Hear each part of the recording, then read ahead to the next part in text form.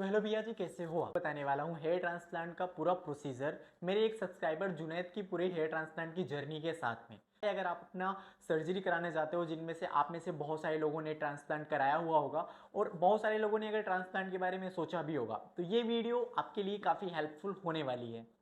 क्योंकि अगर हमारे माइंड में हेयर ट्रांसप्लांट आता है तो हमारे दिमाग में सिर्फ इतना आता है कि कोई भी आएगा, हमारे पीछे डोनर से बालों को निकालेगा और आगे की तरफ लगा देगा।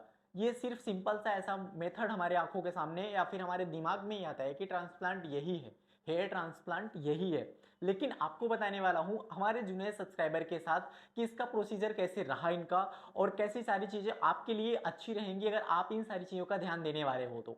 क्योंकि आपको भी पता है, अगर आप अपना हेयर ट्रांसप्लांट कराने किसी भी क्लिनिक में अगर आप जाते हो, मॉर्निंग में पहुंचते हो, तो सबसे पहले आपको एक छोटा सा एनेस्थीसिया का डोज दिया जाता है, जिससे कि ये ट्राई किया जाता है कि क्या आपको सच में कोई एनेस्थीसिया से कोई एलर्जी या कोई प्रॉब्लम है कि नहीं है। वो होता है हमारा पहला प्रोसीजर, जो हमारे साथ करने के लिए करा जाता है। हमारे एक इंजेक्शन से एक छोटे से पार्ट पर रखने के लिए एनेस्थीसिया डाला जाता है और चेक किया जाता है कि क्या हमें इससे कोई प्रॉब्लम तो नहीं है।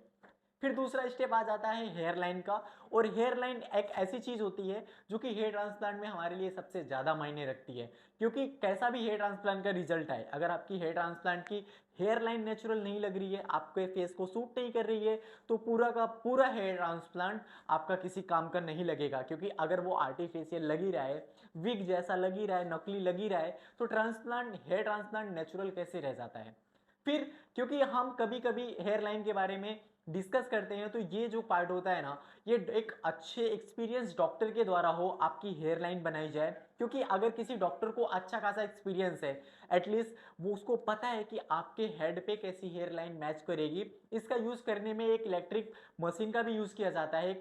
उसके बाद फिर आपके अकॉर्डिंग आपको एक अच्छी प्रॉपर हेयर लाइन एक डॉक्टर देता है, ताकि आप 10 साल के बाद भी वो हेयर लाइन आपके फेस को अच्छी तरीके से सूट करे।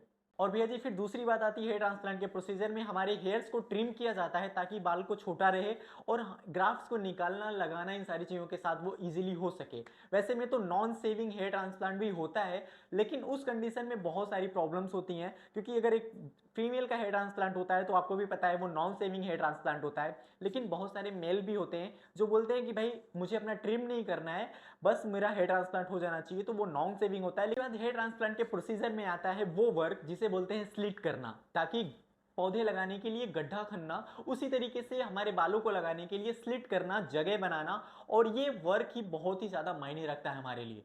क्योंकि एक एक्सपीरियंस डॉक्टर जब ये वर्क करता है तो उसको पता होता है कि आपके कैसे आपको हेयर लाइन पे कहाँ पे कितनी डेंसिटी देनी है, किस हिसाब से किस एंगल में आपका स्लिट बनाना है, ताकि ये एंगल और ये सारी चीजें आपको किस एंगल के साथ देनी है कि वो नेचुरल लगे। और एक हाई डेंसिटी के साथ उस डॉक्टर को ही एक्सपीरियंस होता है कि जिससे कि दो स्लिट के बीच में कितना डिफरेंस रखना है। कि कभी दो स्लिट अगर हमने कहीं पे गड्ढा किया और उससे बगल में गड्ढा किया, हमें नहीं पता है कि दोनों गड्ढे क्या मैच हो जाएंगे। अगर वो मैच होता है तो वो सिर्फ वहां एक ग्राफ्ट ही डाल सकते हैं। ये सारी चीजें भी जब एक अच्छा एक्सपीरियंस डॉक्टर करता है तो वो हमारे लिए बहुत ही ज्यादा अच्छा होता है।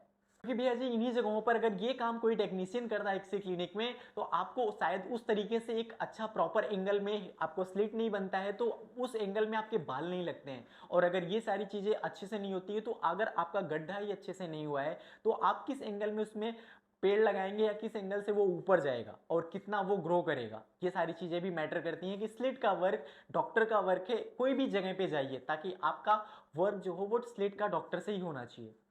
इसके बाद वर्क आता है एक्सट्रैक्शन का, बालों को निकालने का। क्योंकि हमारे डोनर से जब भी हेयर्स निकाले जाते हैं, उन्हीं हेयर्स को, उन्हीं ग्राफ्ट्स को हमारे आगे की तरफ पे इम्प्लांट किया जाता है। और एक्सट्रैक्शन में भी डॉक्टर का वर्क होता है, क्योंकि इसमें भी एक्सपीरियंस बहुत ही ज़्यादा मायने रखता है। क्योंकि आपने कभी नोटिस किया होगा किसी ऐसे पर्सन का हेयर ट्रांसप्लांट जिसने हेयर ट्रांसप्लांट कराया हो और कितना भी कोशिश कर ले, पीछे उसके पैच बन जाता है। क्योंकि वो पैच बनता है एक अच्छा क्वालिफाइड डॉक्टर एक्सपीरियंस ना होने की वजह से।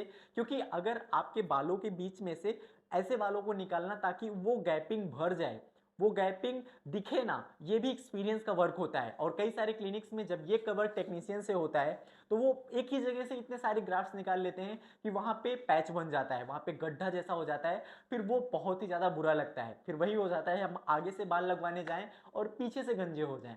उसके बाद भैया जी आता है लास्ट वर्क ओटी टेक्नीशियन का इम्प्लांट करने का, जो कि डॉक्टर की निगरानी में भी किया जाता है और ये सारी चीज़ों के बाद ही हमारा हेयर ट्रांसप्लांट कंप्लीट होता है।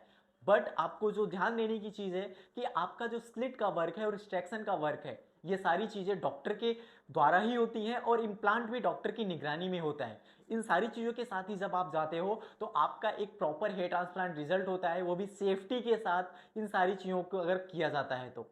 क्योंकि भैया जी कहीं ना कहीं अगर आज इस टाइम पे यही सबसे बड़ी प्रॉब्लम है कि आपको कोई ये नहीं बताता है कि आपका हेयर ट्रांसप्लांट कौन करने वाला है, कौन सा वर्क कौन किसके द्वारा परफॉर्म किया जाएगा, डॉक्टर करेगा कि नहीं। हम पैसे डॉक्टर के दे देते हैं और हमारा वर्क टेक्नीशियन से हो जाता है। हम पैसे उम्मीद इस वजह से देते हैं कि हमारा एक अच्छा सेफ्टी के साथ होगा और हमारी लाइफ के साथ रिस्क लिया जाता है, तो उस जगह पे प्रॉब्लम हमारे साथ हो जाती है और उसका कॉज आपने डेथ से भी देखा हुआ है जो कि ट्रांसप्लांट कराने के टाइम पे हुई है।